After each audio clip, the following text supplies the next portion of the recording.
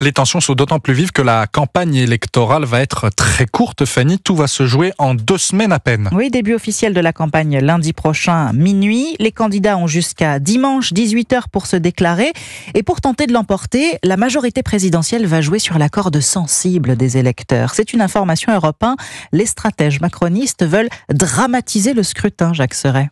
C'est tout l'enjeu pour Emmanuel Macron, montrer qu'il a pris une décision courageuse. La formule est déjà abondamment relayée par son entourage et pour appuyer cette démonstration, c'est une nouvelle hypothèse qui est mise sur le devant de la scène. Un cas de figure extrême que le président lui-même a abordé avec l'un de ses interlocuteurs ces dernières semaines, selon nos informations.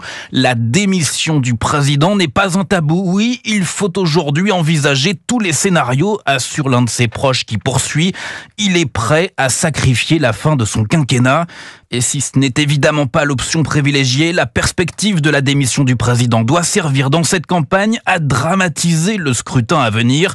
Car le pari au fond d'Emmanuel Macron, c'est l'électrochoc. En ce sens, un cadre du parti l'assume sans ciller. La cohabitation avec le RN peut aussi être une piste pour les laisser se planter joyeusement avant 2027. Un tableau sombre et cynique assumé. Décryptage d'un stratège macroniste. L'unique clé pour retrouver une majorité, c'est le réveil des consciences. Jacques Serret du service politique d'Europe 1, Emmanuel Macron qui s'exprimera cet après-midi en conférence de presse. Premier échange avec la presse depuis l'annonce de la dissolution.